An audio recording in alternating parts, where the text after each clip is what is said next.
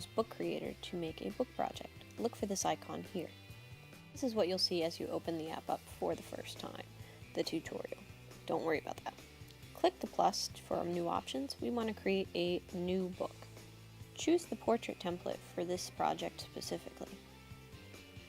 It's really important to choose the appropriate format because if you're combining books later, they all have to be the same format in order to be able to combine them. To make my cover, I use the app Paper 53 to draw my own unique cover. Here's that cover here, so I use the different tools to make a cute little background. If you save it as a picture on your camera roll, you can import it later to Book Creator. So I added the photo, and then if you hit this eye here, you get all the editing options like fonts, bold, italics, colors. I also added a picture of myself that I made in Explain Everything that mashes together some different elements and finished the cover. Click the plus at the bottom when you're viewing the books to title your book. The author doesn't matter, but the title is what's going to show in the file type, so rename it accordingly.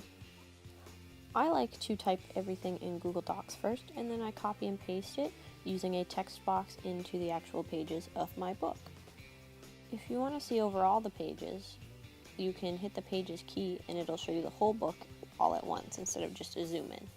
Clicking the plus will allow you to add more media like photos, pen tool, text, sound. You can change background colors and page colors to make things pop, all by selecting either the pages overall and choosing different edits, or you can also select items in the pages such as a text box and edit just that item. To be involved a video element, so by choosing the camera tool you can add in a video you previously made. You can preview it in the pages themselves, but it will also play as an ebook later on. Once the whole book is done and it's retitled, if you go back to your main menu with all your books, you can see the little square with the arrow icon. This allows you to export the book.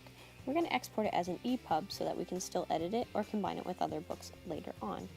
Specifically, we're going to export it to Google Drive, so select that option. Remember, it's important to check your storage and that you have some available storage to send things back and forth so that the files don't get corrupted. Also, remember that this is a larger file, so it's going to take some serious time and some serious power from the Wi-Fi to send it where it needs to go.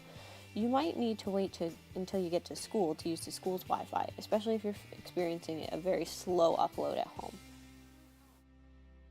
If you wish to combine books, you can download books from Google Drive that fellow group members share with you. Then, in the menu tab, you can choose underneath a book the plus and say Combine Books. It'll ask you which ones you wish to combine. Then, you can put them all together, add or delete pages, and make a final finished group book. Send it back up to Google. Remember, because the file type is an EPUB, that you won't be able to actually see it when it's in Google Drive, but once it gets downloaded to either iBooks or Book Creator, it'll be no problem. And now you've made a fabulous recipe book for your Spanish class. Remember, you have lots of options for editing and making this creative. Gracias!